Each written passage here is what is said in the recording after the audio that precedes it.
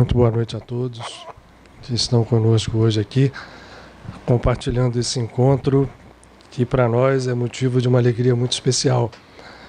E quando eu digo nós, eu estou me referindo a um nós não majestático, mas a um nós que é ao mesmo tempo primeira pessoa do plural e uma primeira pessoa do singular. É uma alegria para nós na casa, né, trazer aqui um companheiro de marcha que dispensa a apresentação. E é uma alegria pessoal também para mim. E essas poucas palavras, vocês podem ter certeza, não fiquem preocupados, porque eu vou já passar a palavra para o nosso convidado, fazer e nos brindar com essa sua palestra. Eu queria dizer que essa alegria é muito especial, além de ser para casa para mim também, porque nós dois, contando em tempo físico, nos conhecemos há pouco tempo, podemos dizer assim. Não são muitos anos. Mas o Robson é uma daquelas pessoas que a gente, quando encontra, apesar de muitas vezes no meio da espiritualidade a gente exagerar um pouquinho esse tipo de percepção, eu tenho absoluta certeza de que quando a gente encontra um irmão de alma que vem caminhando junto conosco, certamente de muito e muito tempo. É um trabalhador de uma seara que precisa de muita luta, é alguém que veio a esse mundo com um trabalho a fazer e tem feito. Ele sabe muito bem as lutas que tem passado. Nós todos que entramos dentro dessa seara, por motivo óbvio de refazer nossos caminhos espirituais, sabemos as lutas que isso nos traz, mas ele é um exemplo de persistência, é alguém que, tendo recebido do nosso querido Chico Xavier, desde cedo, o apontamento do trabalho espiritual que tinha a fazer, soube realizar esse trabalho e soube fazer um movimento que para nós aqui nessa casa de Padre Pio, que temos o mesmo viés de percepção da espiritualidade como algo que está aí denominando a palestra dele, algo independente de dogmas, independente de denominações, independente de qualquer restrição que nos leve a repetir caminhos, a refazer processos indefinidamente. O trabalho do Robson tem sido, portanto, um trabalho inovador, né, com a sua mediunidade que desafia, né, certos conceitos que, como o ego humano faz há milênios, tendem sempre a trazer para dentro de limites restritos aquilo que não pode ser restrito, aquilo que é livre. Então, o que nós temos que fazer sempre, e aí, pessoalmente, sim, eu tenho muito a agradecer a ele, porque pessoalmente, por isso essa alegria é também pessoal. Há um pouco mais de 3 anos atrás, eu pessoalmente fui muito auxiliado pela amizade, pelo trabalho, pelo carinho e pela atuação espiritual do Robson. Então, mais uma vez eu repito, essa alegria é muito grande e vou passar a palavra para ele, porque ele é que vai conduzir o trabalho aqui até o final. Meu irmão, por favor. É muito bom você estar aqui. Obrigado pelo carinho, pela confiança. Boa noite, gente. Eu vou pedir permissão para tirar esse microfone, porque eu mexo demais, sabe? E a última vez que eu não tirei, eu caí no palco. Boa noite. Gente, vocês estão na reunião de desobsessão? Eu não estou vendo. Boa noite. Ah, bom. Eu achei que eu estava desencarnado. Alguma coisa assim. Inicialmente, vamos procurar nos conectar com as forças supremas do bem, da evolução, da luz, relembrando através do nosso pensamento, nos colocando há 2000 anos, há mais de 2000 anos atrás. Visualizemos aquele lago da Galileia, de Cafarnaum, quando Jesus caminhava às suas margens e, junto com os seus apóstolos, apontava longe as estrelas distantes, falando da casa do Pai, das diversas moradas. E é nesse espírito em que nós relembramos o Senhor das estrelas, o Senhor das luzes, neste espírito de oração, que nós nos dirigimos à eterna majestade, ao Senhor da vida, profundamente agradecidos e cheio desse sentimento de respeito, de louvor, de gratidão à vida pelas inúmeras bênçãos que Ele nos tem concedido. e neste momento rogando, e aos seus emissários e representantes nesta casa de Padre Pio, que possa compartilhar as intuições com todos nós aqui, reunidos nas diversas dimensões da vida. E toca em nosso coração, Senhor, toca em nossas mentes, abra as nossas almas para que possamos beber desta fonte fecunda de água viva que jorra do seu coração generoso.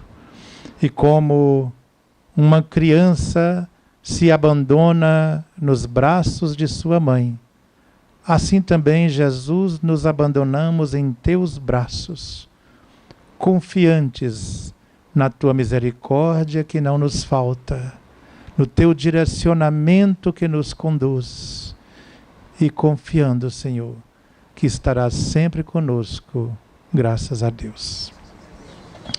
Quero agradecer ao Luiz Augusto e a toda a equipe do Padre Pio por nos permitir e confiar em nós, nos cedendo a tribuna da casa, e a todos vocês que nos ouvem também. E hoje nós escolhemos um tema que a gente vem insistindo neste tema, que é espiritualidade independente. No momento em que a gente muitas vezes vive no mundo em que todo mundo quer formatar a fé do outro, parece que a gente tem uma tendência instintiva em querer que o outro siga somente o nosso jeito de ser, o nosso jeito de ver, e onde a intolerância religiosa parece que está avassalando o povo de maneira que a gente não compreende que o outro reza por cartilhas diferentes. É bom a gente revisitar este tema, e eu escolhi esse texto do homem velho, né? Que ignora o que acontece ao seu redor, não se preocupa com ética, com justiça, com direitos e deveres, não se envolve com a situação do seu povo. Conta-nos uma história que eu vou pedir a permissão para contá-la de uma maneira mineira, com o viés mineiro das Minas Gerais. Existia na antiga Grécia um rei, que era rei da cidade de Corinto. E ele havia sido, de alguma maneira, encontrada a fama, porque ele gostava e queria resolver os problemas do seu povo de maneira rápida, de maneira muito intensa. E ele alcançou a fama por isso, porque todas as necessidades do povo, aparentemente, ele resolvia, e resolvia com estranha rapidez. Um belo dia, então, ocorreu que faltou água na cidade de Corinto, de onde ele era o rei. O nome desse rei é conhecido na mitologia como Sísifo. Ele foi e conversou com o Deus dos rios e fez, de alguma maneira, uma troca com o Deus dos rios, pedindo para que ele pudesse jorrar água das fontes de Corinto, porque ele gostaria que o povo pudesse, lógico, aplaudi-lo, porque tinha algum interesse, mas, sobretudo, ele queria também que o povo não revoltasse. Em troca disso, tempos antes, a filha do deus do rio havia sido raptada por um dos deuses. E era de praxe que ele não poderia ir contra a vontade do Deus soberano, que era Zeus. E ele falou com o rei dos rios: se você fizer jorrar água das fontes de Corinto, eu tenho certeza que você poderá se beneficiar, embora eu de maneira alguma vou dizer para você que foi Zeus que raptou a sua filha. Então, primeira coisa, os rios começaram a jorrar. E Sísifo resolveu um problema social, criando um problema de uma dimensão bem mais alta, de uma dimensão eterna. Criou um problema com o Deus Supremo da Terra. E Zeus, revoltado com Sísifo, ele começou a pensar em várias maneiras que poderia pedir Sísifo contas. E ele resolveu, então, pedir que a morte visitasse Sísifo, a deusa morte, e pudesse levar a alma de Sísifo para o Olimpo. A morte, então, desce à terra, vestida com seu manto negro, todo cheio de flores e cheio de estrelas. E caminha, então, pelo palácio de Corinto, procurando Sísifo. Sísifo, como gostava de resolver um problema criando outro, como todo humano da terra muitas vezes o fazemos, ele chamou a sua esposa à parte, porque ele sabia quais passos que era comum o Deus dos deuses dar para chamar os homens às contas. E pediu à esposa dele: caso ocorra algo comigo e eu venha a falecer, eu quero que você me prometa uma coisa: jamais irá enterrar o meu corpo, em hipótese alguma. A esposa não entendeu direito por quê, mas Sísifo, a partir de então, ele já começou a tramar uma saída para evitar prestar contas a Zeus. E a morte, então, visita o palácio de Sísifo. Assim que chega diante de Sísifo, Sísifo presenteia a morte, então, com um colar de diamantes. Como mulher que era, não tinha cartão de crédito na época, ela se encantou com um colar de diamantes, e Sísifo mostrou um grande espelho. Veja, ó bela dama, como rebrilhas como as estrelas. A morte foi colocar o colar, e na verdade não era um simples colar. Ele prendeu a morte imediatamente, então ele enganou o destino e criou um problema grave após isso, porque os deuses voltaram ao Olimpo cobrando de Zeus, porque Zeus não tinha moral, porque deixou-se enganar por um simples humano. E aí, como Deus ficaria então? Marte, o deus da guerra, procura Zeus e fala: desde que a morte está presa, não tem mais como eu levar os habitantes para o reino meu. Não tem como morrer ninguém nas batalhas, porque se a morte está presa, não tem mais solução para a guerra, não tem como mais morrer ninguém. E Hades, o deus dos infernos, infernos no sentido do mundo inferior, procura Zeus e fala: uma vez que a morte está presa, não morre ninguém nas batalhas, eu não recebo para o meu reino nenhuma alma dos humanos. Então ele criou um problema gravíssimo neste momento. Primeiro ele cria um problema do destino. Depois ele cria um problema que tem a ver com a subsistência do sistema universal de vida e de morte. E Zeus começa então a se preocupar, porque a fama do Deus dos deuses estava abalada diante dos demais seres do Olimpo. E ele pensa então como trazer Sísifo até o Olimpo. Uma vez que a morte estava presa e já estava tendo revolta no Hades e revolta nos campos de batalha. Ele chama então um Deus que ele fala: vou enviar à terra um Deus que nenhum ser humano consegue se livrar dele. No universo não tem ninguém que se livra desse Deus. E deste não há como fugir, nem mesmo eu, o rei de todos os reis. E ele manda à terra o Deus Tempo. E o Tempo então vai visitar o palácio de Corinto. Enquanto isso, Sísifo foge com a sua mulher. O Tempo visita Corinto. E aí leva mais tarde, liberta a morte, leva Sísifo então para o mundo dos deuses. Chegando lá, Sísifo engana Zeus. Resolve outro problema, criando outro. E fala com Zeus: existe uma lei em toda Corinto, em toda a nossa terra, em toda a Macedônia. E a lei é que nenhum rei pode morrer sem que depois o seu corpo seja enterrado.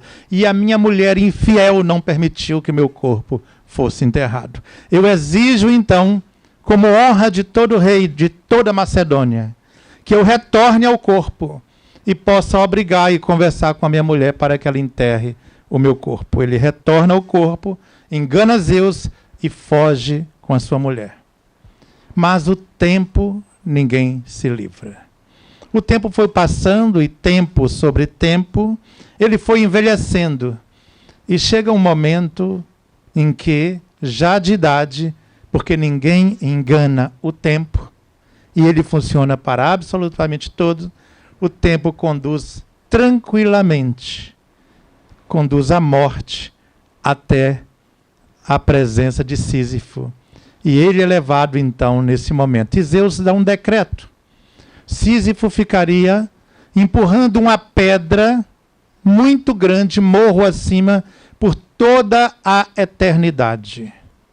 E quando chegasse no píncaro do morro, na parte mais alta, a pedra rolaria de novo e ele recomeçaria indefinidamente a empurrar a pedra. Ela rolaria e ele começaria e nunca teria fim.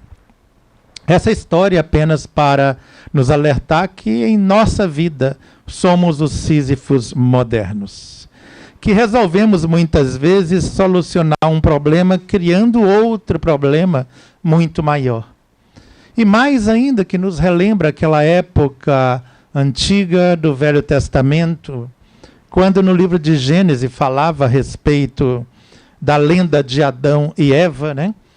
Quando diz que Deus havia criado o mundo e criou o homem e a mulher, e em determinado momento Deus caminhava pelo jardim, segundo diz Gênesis 3, versículo 23 em diante, e que nesse momento Deus procura o homem e a mulher, porque segundo a lenda, Deus passeava pelo jardim do Éden todas as tardes. Em determinado momento não encontra a sua criatura. E ele pergunta: homem, onde estás? E ele nota que Adão, neste momento, havia se escondido. E era hábito, segundo a lenda, eles conversarem abertamente um com o outro. E aí Adão responde: ah, Senhor, eu estou com vergonha. Por quê? Porque eu estava nu e por isso eu me escondi. Quem te fez saber que estavas nu? E vem aí, então, a maior marca de todas as pessoas que são, digamos assim, vencidas pelas próprias dificuldades íntimas. Por todo aquele que não é vencedor de si mesmo. Adão fala: ah, Senhor, a mulher que tu criaste. Ou seja, há uma transferência de responsabilidade. Se numa história a gente vive tentando resolver uma coisa, criando outra pior, nesta outra história nós transferimos a responsabilidade dos nossos atos e das nossas desgraças, das nossas desavenças, dos nossos males. Sempre o outro é o culpado. E Deus chega para a mulher e fala: mulher, que fizeste? E ela fala: Senhor, a serpente que tu criaste. Quem é o culpado então? Deus. E muitas vezes eu falo que o culpado do problema da Terra não somos nós, é Deus. Porque Ele que criou o planeta e trouxe para aqui gente ignorante. E manda a gente resolver aquilo que Ele criou, para que a gente possa aprender nessa solução. E o problema todo é que nós não nos entendemos. E aí vem a lenda da Torre de Babel, que os homens começam a fazer confusão. E essa confusão nós fazemos na área religiosa, na área de espiritualidade. E nós começamos a compartimentar e a colocar rótulos na forma de agradar a Deus, sendo que criamos problemas, mesmo procurando acertar. Criamos confusão, de maneira que nós, que nos dizemos cristãos, espiritualistas, no dizer do espírito Ângelo Inácio, nos transformamos em inimigos íntimos. Não sei se lembra alguma coisa, aquelas festas de Natal que a família passa o ano inteiro sem se ver e se reúne no Natal, sorrindo um para o outro, espetando-se fraternalmente. Mais ou menos é esta a ideia daqueles que buscam seguir a Cristo e a Deus. Nós não respeitamos o outro e ficamos o tempo inteiro nos espetando fraternalmente. Achamos que um umbandista é o espiritismo sem qualidade. Achamos que o espírita não tem força. Achamos que o outro é esquizotérico, o outro é esquisito, e aí criticamos os nossos amigos e irmãos da Igreja Universal, e eu costumo dizer que tem lugar para todos, absolutamente todos, e tem público para todos. E se nós formos ver, apesar de nós humanos termos essa necessidade de compartimentar, e não entender que o outro reza por outra cartilha e não pela nossa, nós vamos ver que cada escola de espiritualidade, de busca de espiritualidade, tem uma especialidade. O grande exemplo disso, eu posso falar que eu já fui evangélico, o único exemplo que a gente vê é que as igrejas neopentecostais, aquelas que geralmente recebem o Espírito Santo e falam línguas, eles têm uma especialidade que nós não temos. Eles conseguem tirar as pessoas da prostituição e das drogas. É a especialidade deles, mais nada. Mas isso já é tudo, porque apresentam um formato que consegue inibir as pessoas nos seus desvarios. Um formato que talvez não sirva para nós, mas é adequado para os excessos que outras pessoas conseguem. Chico Xavier, a gente falava muito, mas o Chico Xavier a gente pode dizer até, às vezes eu brincava falando que ele era católico e não espírita. O pessoal fazia, mas como assim? Ele era devoto de Nossa Senhora da Badia. E daí? Fazia espiritualidade como nenhum outro conseguiu fazer. Nós temos o nosso querido Arigó, que não era espírita. Ele se dizia católico. Então tem lugar para todos, mas aí a necessidade de olharmos para nós. Por que essa marca nossa de querer não compreender o outro, não entender o caminho do outro, ou querer formatar o outro de acordo com a nossa pretensão de verdade ou com a nossa visão? É o homem velho que Paulo de Tarso fala em sua epístola aos Romanos, no capítulo 7 em diante. Ele fala que existe uma lei dentro dele combatendo entre si, duas leis combatendo, a lei divina e a lei da carne. E ele falava assim, miserável homem que sou, quem me livrará do corpo dessa morte? Porque ele ficava o tempo inteiro combatendo. E Paulo conseguiu chegar a uma visão de si próprio interessantíssima, porque ele conseguiu encarar a sua sombra, o seu lado negro. Ele falou que ele trazia um espinho na carne. E aí ele falava assim, o bem que eu quero fazer eu não faço, e o mal que eu abomino, eu acabo fazendo. É lógico que ele falava de uma visão farisaica, porque Paulo era fariseu, de estirpe farisaica, criado aos pés de Gamaliel. Ele aprendeu junto com Gamaliel. Então, ele era fariseu no cerne da sua alma. Então ele falava assim, o bem que eu quero fazer eu não consigo, mas o mal que eu repudio, acabo fazendo, miserável homem que sou. Ele enfrenta a própria sombra. E é este homem velho, né, que a gente colocou aqui, esse homem antigo nosso, que é responsável muitas vezes pelos desmandos, desvarios que nós fazemos. Agora, há necessidade de um parto novo. Assim como o homem, ele também tem essa face velha. Se formos observar o planeta Terra como uma entidade viva, Gaia, ele é vivo, a Terra também está passando pela mesma transformação que o homem está. E a terra agora, a terra antiga, digamos assim, era aquela terra que ainda nos prendia ao solo.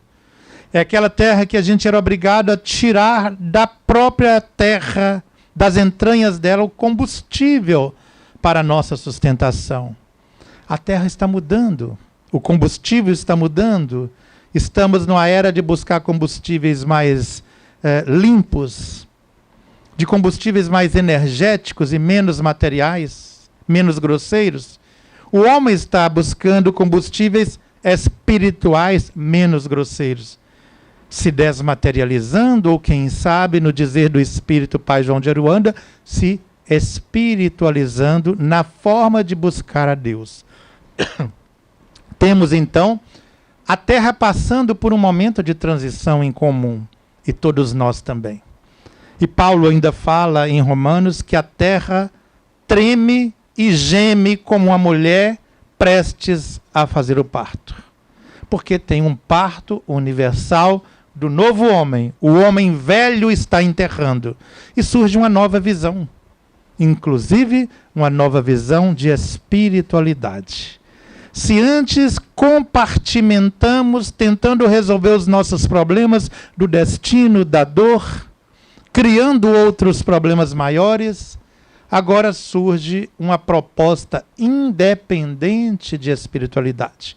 O que nos faz lembrar Jesus, também, há quase 2000 anos atrás, quando ele estava junto com Pedro, Tiago e João e se dirigiu com sede ao poço de Jacó. Um poço que 1500 anos antes de Cristo, Jacó, o patriarca, havia tirado água, dado água para suas cabras, para sua família. E ficou ali imortalizado dentro da nação judaica o simbolismo desse poço, o simbolismo espiritual. Ali, uma mulher vindo de Samaria, os samaritanos eram meio-irmãos dos judeus. E existia um preconceito muito grande entre judeus e samaritanos. Digamos que eram irmãos do mesmo pai. E o samaritano não podia adorar em Jerusalém. Então ele resolvia adorar nos montes, nos morros. E a mulher de Samaria, então, quando Jesus se aproxima, ela se assusta, porque não era comum um judeu se dirigir ao samaritano, muito menos um judeu da estirpe de Jesus, que era considerado um Messias. Naquela época, as mulheres andavam 10 passos atrás dos homens, em suposto respeito perante as leis nacionais que assim o determinavam. Jesus vai, primeiramente, ele quebra o preconceito ali, se dirige à mulher, e não a mulher a ele. E ela fala, se assusta, como pode, sendo tu judeu, se dirigir a mim, que sou samaritana, porque Jesus pede água para beber. E ele fala assim, se você soubesse quem eu sou, você é que me pediria. E eu lhe daria uma água que arrebentaria do seu interior em rios de água viva. E jamais você teria sede. E ela fala, Senhor, então dá-me desta água para beber. E Jesus fala assim, eu sou a verdadeira água. E lá pelas tantas, eles conversando, Jesus fala que virá um tempo, e isso é interessante para o nosso estudo de hoje, em que os verdadeiros adoradores do meu Pai não o adorarão em templos de pedra, feito por mãos humanas. Os verdadeiros adoradores o adorarão em espírito e em verdade. Espiritualidade independente. Virá um tempo que você não terá necessidade de representantes humanos, de um sacerdócio humano. Você se dirigirá a Deus, onde você estiver. Isso é a libertação da busca de espiritualidade. Libertando a espiritualidade de dentro dos moldes que os homens iriam encaixá-la ao longo dos milênios. Jesus já previa esta época, e a época é agora, em que nós estamos inaugurando uma era nova para a humanidade. A era do amor, que é a marca do novo milênio. A era da fraternidade, do respeito, da boa vontade, e isso não tem religião. Ou, podemos dizer, o amor é a nova religião. É aquela que vai marcar este milênio, né? Vamos ver se isso funciona. Desafios do homem moderno, provocações para o homem novo. Se o homem velho tinha aquela visão, nós temos enganar o destino, inventar ou procurar soluções de curto prazo para os desafios do cotidiano. Às vezes a gente está enganando a nós mesmos. Coisas de curto prazo, que resolve imediatamente, mas não profundamente. A existência do homem, né, transcorre em meio a tentativas frustradas de resolver, camuflar, tampar o sol com a peneira, os problemas do dia a dia e dos medos, sísifos modernos que somos. Batalha mental e emocional com forças que regem a vida, criando desafios cada vez maiores e de ordem transcendente. Sísifo, toda vez que resolvia uma coisa, criava um desafio de ordem transcendente com os deuses. E muitas vezes nós criamos desafios, mudamos a palavra deuses para mentores, para orientadores evolutivos, para mestres, ou para o próprio Deus, ou podemos dizer, com destino. Vivemos criando problemas ou buscando soluções temporárias, só adiando aquilo que é inevitável. E às vezes precisamos de algo que nos desconstrua, que nos jogue no chão, para que a gente possa se encontrar e nos reconstruirmos com bases mais sólidas. E a gente precisa pensar que muitas vezes, segundo diz um pensador, a gente tem que ter cuidado até com as mentiras que sustentam a nossa vida e o nosso edifício. Porque pode ser que, tirando de uma dessas mentiras, o edifício inteiro vá ruir. Tem que ter cuidado na hora da transformação. Porque às vezes você mente para si próprio. Eu tenho um interesse, mas eu disfarço que o interesse é outro. No fundo eu sei que não é. Só que para eu encarar essa verdade interna, que é dura, eu tenho que desconstruir o edifício. E às vezes desconstruir dói. Mas ele dói como que? Uma cirurgia. Às vezes eu preciso fazer uma cirurgia interna. E o Zef Gleber, ele fala conosco que às vezes precisa do bisturi da verdade para fazer uma incisão profunda na alma humana, a fim de que a gente possa se conhecer melhor.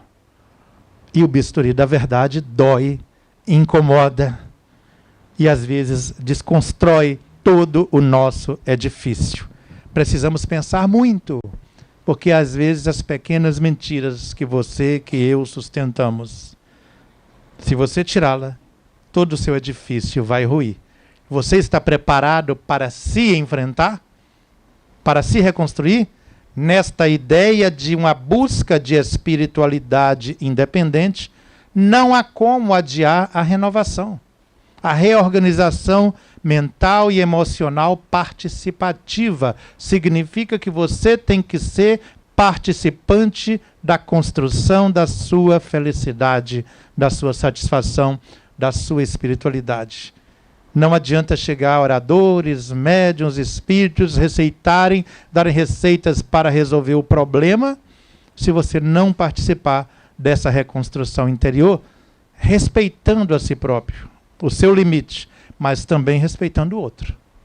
Porque se você respeitar só a sua verdade, eu costumo dizer que temos 3 faces da verdade. A sua verdade, a minha verdade e a verdade. E às vezes nós não estamos preparados para encararmos a verdade.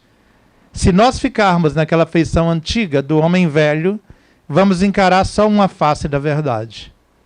E vamos nos enganar indefinidamente. Há 2000 anos que estamos nessa tentativa. Tem hora que você tem que passar por uma verdadeira sessão de terapia espiritual para admitir que você, que eu, não somos aquilo que dizemos ser. Nessa visão de espiritualidade transcendente e independente, não tem santos, não tem certo e errado, tem características. Ninguém é tão santo quanto divulga. Ninguém é tão honesto quanto diz ser. Ninguém é tão bem resolvido quanto aparenta pela face. Temos todos o nosso lado sombra. Mas graças a Deus, não é a sombra que invade a luz para fazer trevas. Isso é contra as leis da física. Sempre é a luz que invade as trevas para fazer claridade. E trabalhar nesse conceito de espiritualidade independente também é nos tornarmos independentes espiritualmente. E independentes sem medo da nossa sombra. Dizer, eu sou assim, ponto. O que eu vou fazer disso é outra coisa. Paulo não diz que tudo me é lícito, mas nem tudo convém? É lícito você ser pecador, praticante, convicto e declarado. Isto é lícito. Mas, a partir de você admitir isso e falar, não, eu vou agir assim, e saber que estou prejudicando, aí você tem que julgar se é conveniente para a sua proposta de busca de espiritualidade. É a única forma, porque aí não é moral, é ética. Eu gosto muito dessa frase de Paulo. Ele não fala assim, isto é certo, isso é errado. Ele fala assim, tudo é lícito, mas nem tudo convém. Então eu tenho que pensar, para o trabalho que eu represento, fazer isto é conveniente? Às vezes sim, às vezes não. Mas cada um tem a sua resposta. E às vezes pode ser sim para um e não para outro. E nenhum dos dois está errado. Às vezes eu brinco com o pessoal de lá da nossa casa espírita em Belo Horizonte e falo assim, vai e aproveita. Aproveite a vida, dança, beija, faz amor e faz tudo e bagunça enquanto você pode. O pessoal, como assim? Porque vai chegar um momento que o grau de consciência vai ser tal que isso não é proibido, mas não vai ser conveniente. Vamos também, não, gente, incentivar vocês é uma coisa, mas para mim, Robson, não é conveniente. É conveniente para vocês, fazem enquanto pode, porque vai ser por pouco tempo que você vai poder. Quanto maior o conhecimento, maior a responsabilidade e maior a consequência. Não tem jeito de ser diferente. E isso não é só o Homem-Aranha que faz isso, que fala isso, né? Quem viu o filme de Homem-Aranha, ele estava falando da lei de causa e efeito. Eu tenho mais um tempo para falar? Tá. Eu estou sem perceber.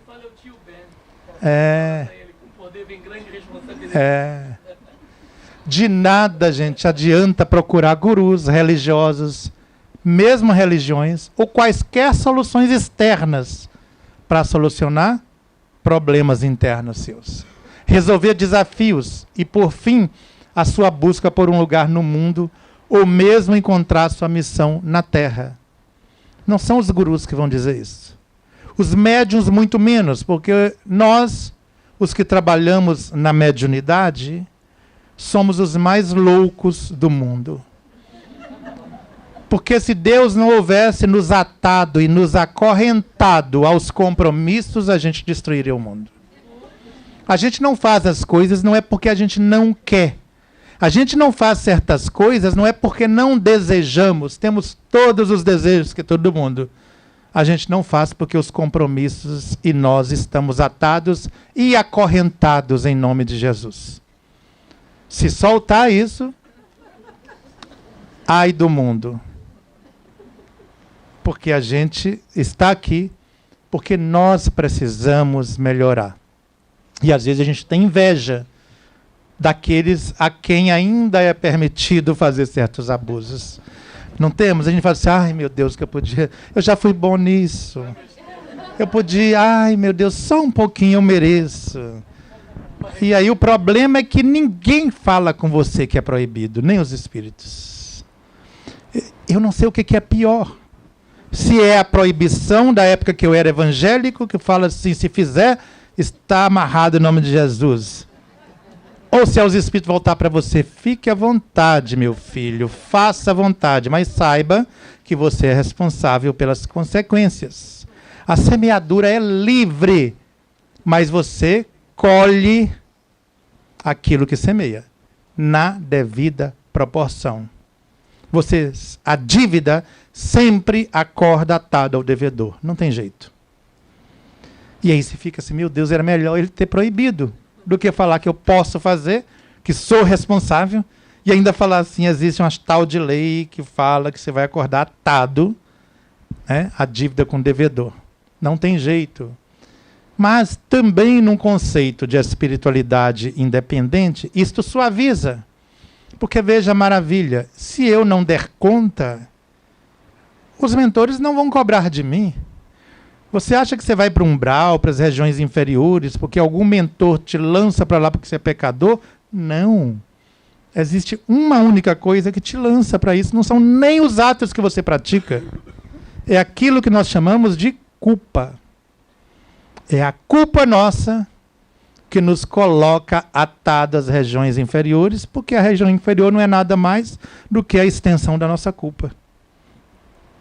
Vocês vejam nos exemplos que temos aí, vamos supor o livro de André Luiz, em que ele passa alguns anos no umbral, 8 anos no umbral, sofrendo. Eu falo assim, é idiota quem sofre no umbral. Porque não precisa. Depois de muitos anos ele descobre que o mentor dele estava ali ao lado da mãe dele. E ele não viu, porque estava atado às culpas. A mente dele forjou a situação. Então ninguém jogou ele lá, foi ele próprio. E o tempo inteiro tinha alguém no céu ao lado dele, que era a própria mãe. E ele, ao lado dessa pessoa, no inferno interno. A separação de um e outro chamava-se culpa. E aí, porque toda culpa projeta o que? Autopunição. Toda pessoa que se sente culpada se pune. Não se permite ser tão feliz quanto pode ser. O conceito de espiritualidade independente vem nos libertar da culpa. E aí vem dizer pra gente, se você errar na caminhada, se você cair, caia para frente, porque quando levantar já deu um passo, pronto, continua andando. Por que eu vou cair e permanecer no chão? Uns meses atrás eu tive uma experiência dessa, eu fui falar lá em São Paulo, no centro, e um espaço menor do que esse aqui, uma multidão na frente, e eu não via que tinha vários fios no chão, e eu com um sapato muito liso por baixo, né? Diga-se de passagem, vermelho vivo, mas por baixo de couro, aquele couro que te leva assim, se você escorregar, você vai longe, né? E eu fui contar uma história para o pessoal de como o espírito pega a gente. Tem espírito de todo jeito, que tem aí tem aqueles espíritos que fazem. Cheguei. E aí, numa dessas brincadeiras, eu escorrego no fio e vou para o chão. Ninguém notou que eu tinha escorregado, porque no chão eu já caí terminando a piada. E falei, tem espírito que derruba a gente assim. E o povo teve a mesma reação de vocês, só que eu estava lá assim, e se eu levantar e começar a mancar? Eu vou estar falando que tem espírito manco também, até eu consertar? E contei o resto da história no chão, como o palco era muito alto, dava para todo mundo me ver. Aí lentamente eu mexia e continuava a palestra. Falei, se doer, eu não levanto, eu faço o resto aqui no chão. Vi que não doía, levantei devagar e continuei, ficou boa. No final que eu falei, gente, vocês puseram 5 fios aqui no chão, num espaço, e me demarcaram 1 metro. Mas 1 metro para mim é um inferno. Porque eu gosto de mexer o tempo inteiro, né? Muitas vezes a gente cai. Poxa, se cair, para que ficar no chão? Cai para frente. Vai reclamar, vai sofrer, vai... Não, olha, eu errei, pronto, eu estou na caminhada, não foi querendo, às vezes foi. Vou ir para frente e continuar caminhando, e amanhã não faço mais. Tem hora que a gente não vai fazer mais. A gente é um pouco inteligente, né? Quando vê que toda vez que cai, arrebenta um pedaço da gente, se aprende, eu estou até querendo cair, mas dessa vez não. Mais ou menos assim, a gente reza e fala, ai Senhor, não me evite a tentação, ajuda para ser tentado. Mas você sabe que você está rezando para ser tentado. Você sabe que quando você passou por aquela situação, o resultado foi caótico. Se foi uma segunda vez, foi destruidor. Por mais que você queira, na terceira vez você fala assim, cada vez que ocorre, fica pior. Então, é mais inteligente eu dar a volta, eu aprender, fazer alguma coisa, pedir socorro. Porque já tenho experiência. Na espiritualidade independente, ao invés de você se culpar pelos erros, você planeja melhor sua caminhada. Até a sua queda você tem que planejar. A gente não é burro. Já que eu vou pecar mesmo, eu peco de maneira inteligente. Né? É Joana de Ângeles que fala que entre o mal maior e o mal menor, uma vez que ainda não conseguimos deixar de errar, optemos pelo mal que menos estrago faça. É questão de inteligência. E a gente não é inteligente nem para pecar. A gente passa 10 vezes e arrebenta todo e ainda vai para o fundo do poço e fica lá lamentando e culpando a Deus e culpando o outro.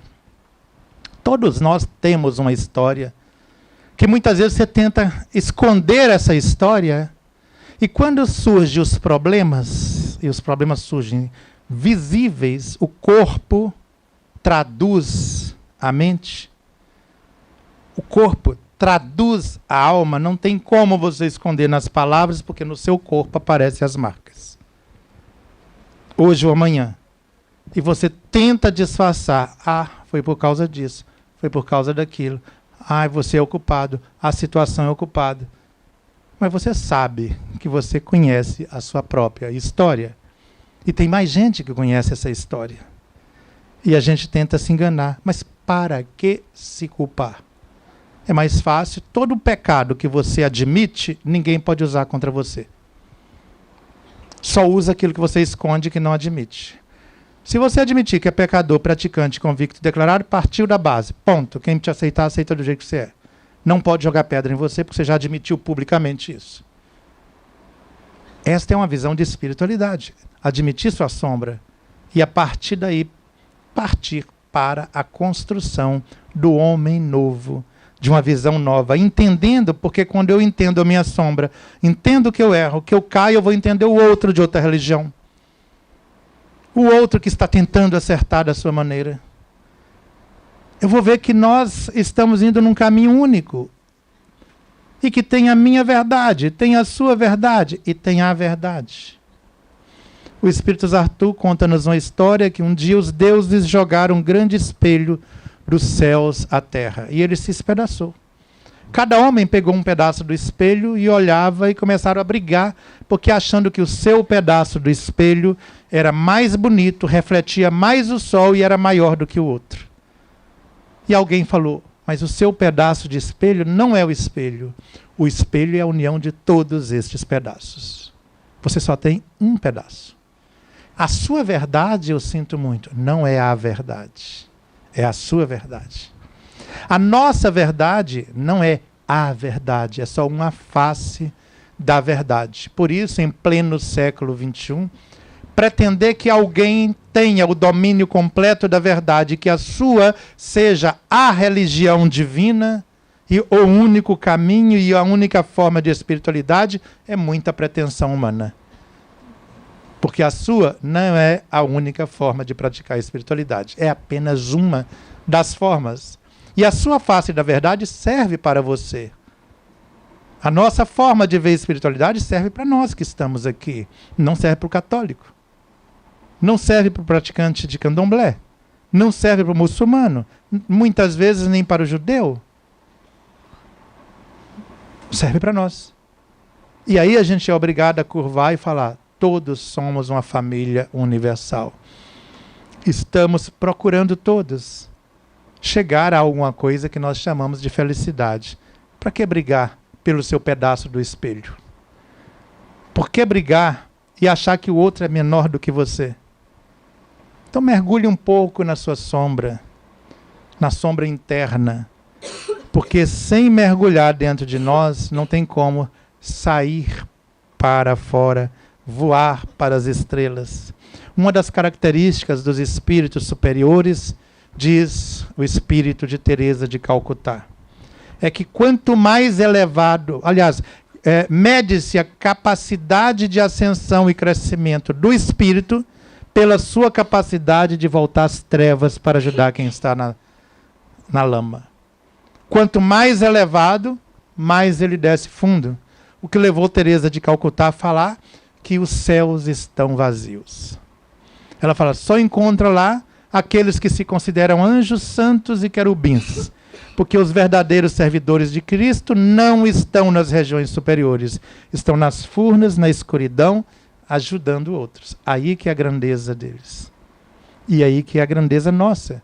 Quero crescer? Mergulhe dentro da escuridão interna. Aí você conhece quem você é. Se conhecendo, não tem como a gente atirar pedra no outro. Nós nos igualamos por baixo e não por cima. O que nós temos é verniz de conhecimento. Experiência, caminhada, um caminhou mais do que o outro, não significa que seja melhor do que outro. Nós tivemos algumas almas boas na Terra. E essas já não estão na Terra. Já voltaram ao país da imensidade. Só fica aqui quem tem rabo preso. Chifre torto, unha grande, e por aí afora. A gente tem muita coisa para consertar dentro de nós. Por que achar que é só a gente que detém a verdade? É hora de derrubar esse preconceito. Alguns anos atrás, no movimento espírita, a gente achava que não podia receber preto velho, só nórdico idoso dos olhos azuis. A gente admitia Bezerra de Menezes chegar, através de um médium famoso, se curvar todo e falar com aquela voz arrastada. E no fim pronunciar Bezerra de Menezes. Se fizesse a mesma coisa e falasse Pai Joaquim, é espírito dos infernos, é obsessor, é tudo. O que muda é a epiderme. A gente não estava atento ao conteúdo da mensagem, mas a suposta aparência perispiritual. Hoje as coisas estão mudando. Você chega e encontra um mentor falando, e aí o mentor ainda chega, você quem é? Ele falou assim, eu sou fulano de tal, mas na última vida eu fui um pai velho. Você vai e encontra um pai Joaquim de Aruanda, um exemplo, que o pessoal fala assim, poxa, por que o nome de pai Joaquim? Para que isso? Não podia ser irmão Joaquim? Irmão, pai, primo, tanto faz. Você está pegando em detalhe, podia ser primo Joaquim, não podia? Mas pai Joaquim de Aruanda foi um médico que veio da França para o Brasil no século XIX, teve uma enfermidade considerada incurável e foi auxiliado por um pai velho, por um dos escravos da fazenda onde ele estava. Mais tarde, anos depois, ele se afeiçoou dos negros, começou a estudar a história, desencarna e assume a forma perispiritual de um pai velho, de pai Joaquim de Aruanda, em honra e em homenagem àqueles que o curaram no passado. Por que ele faz isso? Não tem necessidade. Gente, quem diz que o meu padrão é o certo? Vovó Maria Conga é um extraterrestre que veio para a Terra. No século 17 para 18. Começou a auxiliar e percorrer os povos da Terra. E onde o extraterrestre foi bem recebido? Entre as tribos africanas. Depois, nas fazendas de coqueiro de Pernambuco, no meio dos negros. E depois assumiu a forma, porque era um ser que podia assumir a forma de outros, assumiu a forma de um negro e foi auxiliar lá nas fazendas próximas de Salvador. Depois assume a forma de uma mãe velha e resolve ficar ajudando. Por que isso? Para mostrar que não tem barreiras para a espiritualidade.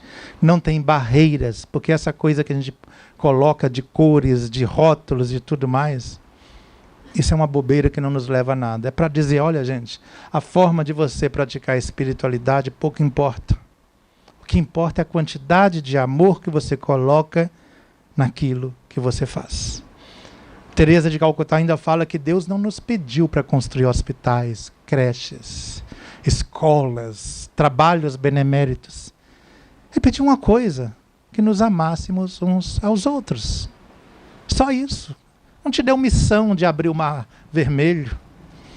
Não te deu missão de resolver a fome da África.